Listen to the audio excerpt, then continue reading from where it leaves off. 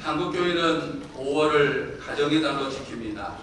그래서 첫 주일은 어린이 주일로, 그리고 둘째 주일은 어버이 주일로, 셋째 주일은 부부 주일로 지킵니다. 오늘은 5월 첫 주로 어린이 주일로 지키기 때문에 우리 교회는 이제 교회학교 어린이들, 우리 유치부들과 또 유초등부 어린이들과 함께 주일 예배를 드리고 있습니다.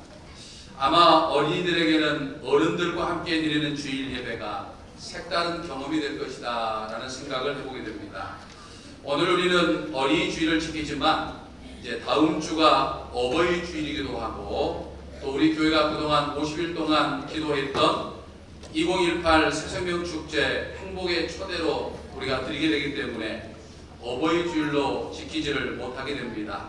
그래서 오늘 이제 이렇게 어린이 주일을 맞이해서 성경 공독과 찬양 등으로 이 어린이들이 주일 예배 순서에 참여하기도 하고, 또 설교 후에 또 어린이들을 축복하는 그런 예식을 갖기도 할 것입니다. 그래서 저는 오늘 우리와 함께 주일 예배에 참여하는 어린이들과 또 부모가 생존해 있는 우리 자녀들에게 이제 다음 주일에 어버이 주일 말씀을 드리지 못하기 때문에 오늘 이 부모 공경에 대해서 말씀을 전하고자 합니다.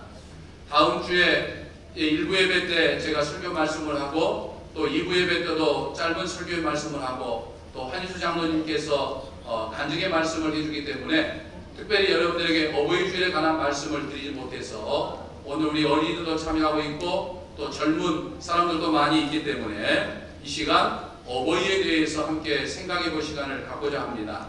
특별히 한 언론사의 독자 토론에 실린 어느 자녀들의 이야기를 통해서 여러분과 함께 은혜를 나누고자 합니다. 초등학교에 다니는 두 아이를 둔 아주 평범한 가장인 이군익 씨는 이제 10여 년 전에 92살이 되신 아버지를 모시고 이 독립기념관에 나들이를 가게 되었습니다. 한 해 전 어머니를 먼저 떠나보내신 이 아버지가 적적하실까봐 산으로 들로 또 여러 관광지로 모시고 다니다가 독립기념관으로 나들이를 가게 된 것입니다. 한참 구경을 하던 이 아버지께서 불쑥 거기 가면 8만여 개의 암자들도 있다던디 라고 말씀을 하셨습니다. 다시 말해서 금강산에 관한 이야기를 꺼내신 것이었습니다. 이군익 씨는 충남 서산 빈동에서 7남의 막내로 태어났기 때문에 어린 시절을 무척이나 어렵게 보냈습니다. 어려운 살림살이 속에서도 7남의 모두를 대학까지 공부시키느라 한평생 허리 한번 제대로 펴보지 못하고 죽어라 일만 해오셨던 부모님들이죠. 이군익 씨는 그런 부모님의 모습을 생각해 보면서 아버지가 불쑥 던진 말 한마디를 들었지만 그 말씀을 듣자마자 속으로 예 아버지, 금강산뿐만 아니라 금강산 할아버지라도 제가 아버지를 모시고 가겠습니다. 그렇게 다짐을 했습니다. 6월 아버님 생신쯤에 이제 금강산 여행을 보내드리자고 형제들과 함께 의견을 모았습니다. 그러나 92세가 되신 이 노안으로 거동이 불편하신 아버지가 산에 오른다고 하는 것은 불가능한 일이었습니다. 산길이기 때문에 휠체어도 무용지물입니다. 그래서 이군익 씨는 어떻게 하면 이 아버지에게 금강산 절경을 마음껏 구경시켜 드릴 수 있을까? 아름다운 금강산의 풍경을 눈에 담으실 수 있을까? 며칠 밤낮을 뜬 눈으로 지새우면서 고민을 했습니다. 아버지를 등에 업고 가면 될 것 같은데 기력이 쇠하시니까 아들의 등을 단단히 붙잡지 못할 일이 걱정이고, 이런저런 걱정을 하다가 문득 예전에 고향 뒷산에서 나무를 하던 생각이 떠올랐습니다. 불현듯 어릴 적 지게 지고 산에 올라서 나무를 하던 기억이 떠오른 것입니다. 그래, 지게에 아버지 의자를 만들면 되겠구나, 그렇게 생각하고 생각에 꼬리가 물기 시작했습니다. 나무 지게는 무게 때문에 여행 내내 지기가 어려울 듯 했습니다. 그래서 생각한 것이 가볍고 강한 이 알루미늄으로 지게를 만들면 좋겠다라고 생각했죠. 그래서 그때부터 이 아버지를 모실 수 있는 지게를 만들기 위해서 설교들을 직접 그리기 시작했습니다. 그리고 그 지게를 만들어줄 기술자들을 찾아다녔습니다. 그러나 모두들 그런 지게는 만들지 못한다. 손사래를 치기도 하고 또 만들 의향이 있었지만 많은 돈을 요구하는 사람들도 있었습니다. 집과 직장이 있는 인천을 비롯해서 서울 곳곳을 뒤져가며 한 달 동안 기술자를 찾아다니는 도중에 아는 분의 도움으로 간신히 등산용 지게에 특수 용접을 해서 이제 금강산 유람을 위한 이 아버지의 전용 지게를 이제 만들게 되었습니다.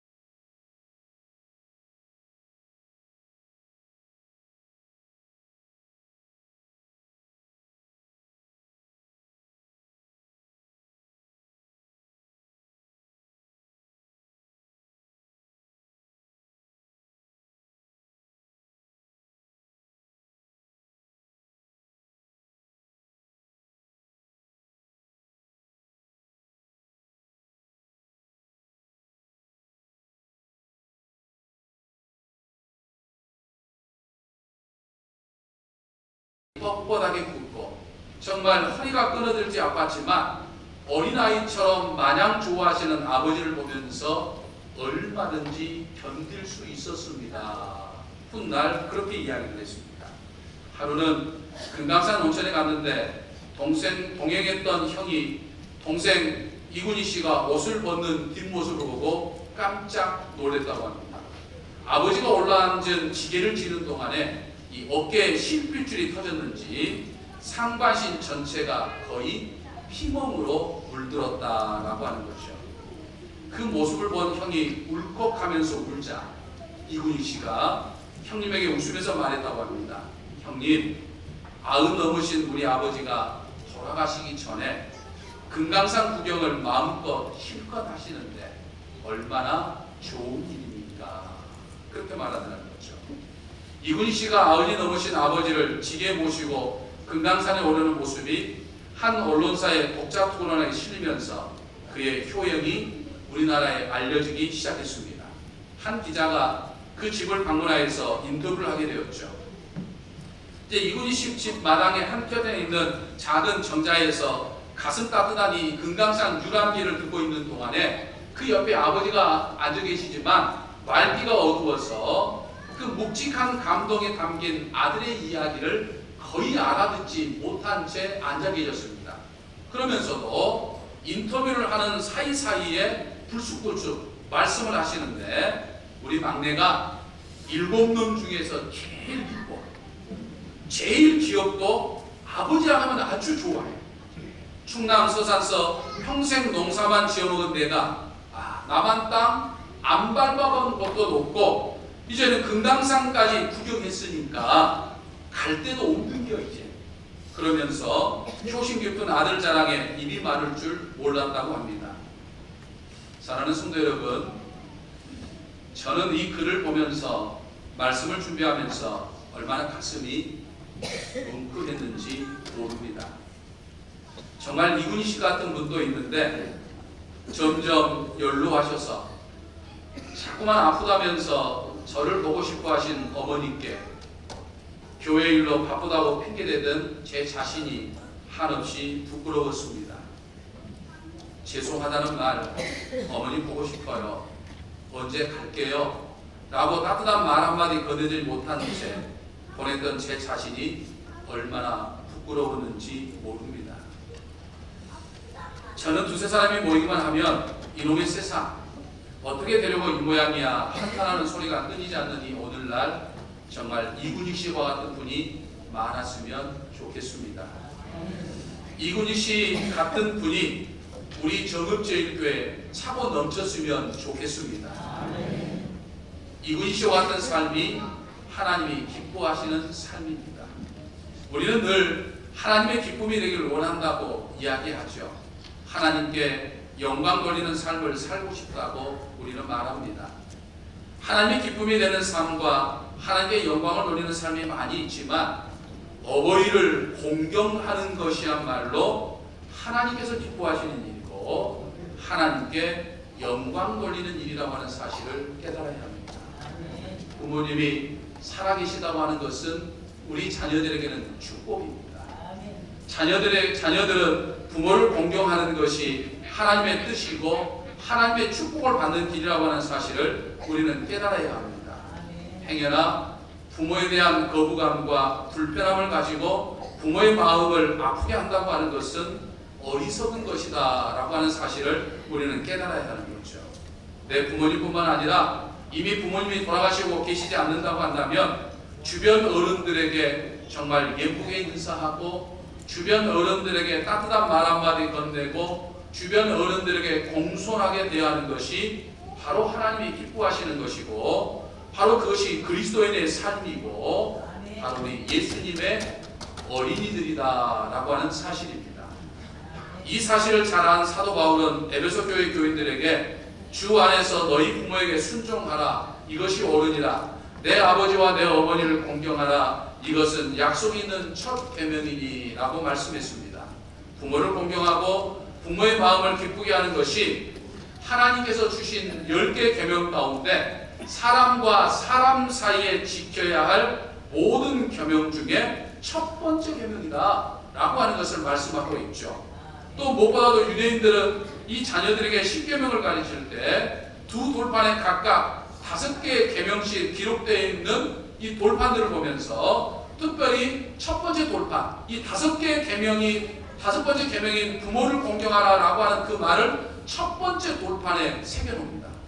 그러니까 첫 번째 돌판에 속한다, 첫 번째 계명에 속한다, 또 사람과 사람 사이에 첫 번째 계명이 되어야 된다 라고 이야기하면서 가르쳤다는 이야기죠. 왜 그렇습니까? 부모를 하나님의 대리자로 보아서 부모를 공경하는 것이 바로 하나님을 섬기는 것으로 보았기 때문이다 라고 하는 것이죠. 과거 프랑스 나폴레옹 황제가 폴란드를 침략에 들어갔을 때 이 폴란드 농촌에 있는 한 영주가 나폴레옹 황제를 초대를 했습니다. 패전국의 영주로서 승전국의 황제를 대접하니까 얼마나 정성껏 식탁을 준비했겠습니까? 그런데 정작 황제가 와가지고 이제 식탁에 앉으려고 하니까 이 영주는 식탁에 자석을 배치함에 있어서 나폴레옹 황제를 첫 번째, 두 번째 자석에 앉히는 것이 아니라 세 번째 자석에 앉히더라는 거예요. 그리고 나폴레옹 황제의 신하들을 그 다음 자석에 앉히고 그리고 자기 가족들을 그 다음 자석에 앉히다는 거예요. 나폴레옹 황제가 자신을 첫 번째도 두 번째도 아니고 세 번째에 앉히는 것을 보면서 은근히 화가 났습니다.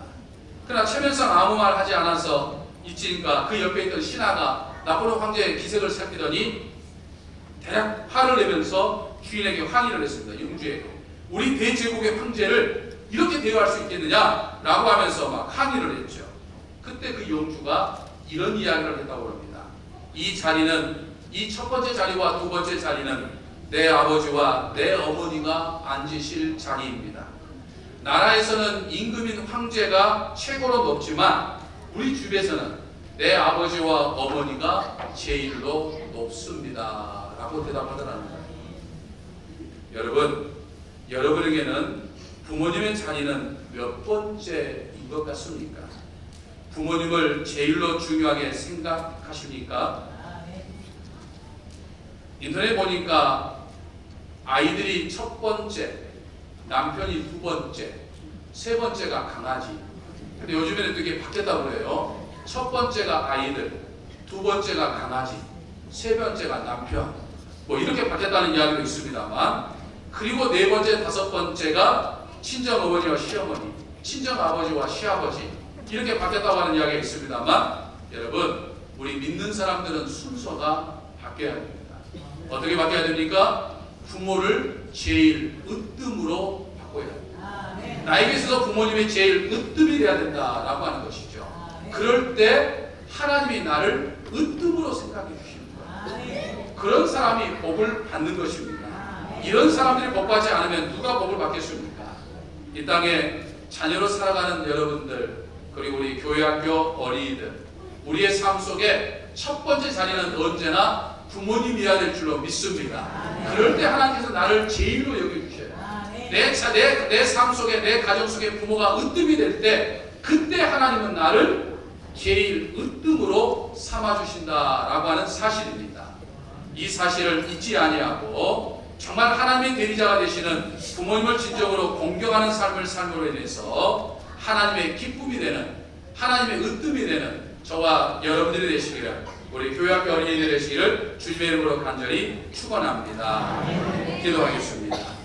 참으로 고마우신 주님, 우리 어린이들 주일을 맞이해서 어린이를 사랑하셨던 예수님의 모습과 또 어린이를 사랑하는 시간들을 갖는 복된 시간을 보내지만, 특별히 저희들이 이 시간 어버이를 생각하게 하시고 어버이를 제일로 으뜸에 두는 삶을 살아겠다고 하는 이 삶을 깨달을 수 있도록 이끌어 주심을 생각할 때 진심으로 감사를 드립니다. 저희들이 모시고 있는 어버이들과 이 땅의 수많은 어버이 어른들을 저희들이 공경함으로 말미암아 하나님이 약속의 첫 계명을 지키는 저희들을 축복하여 주시고 은혜하여 주시고 제일로 삼아 주시고 으뜸 삼아 주시는 은총을 경험해 살아갈 수 있도록 축복하여 주시옵소서. 감사하옵고 예수님의 이름으로 기도하옵나이다. 아멘.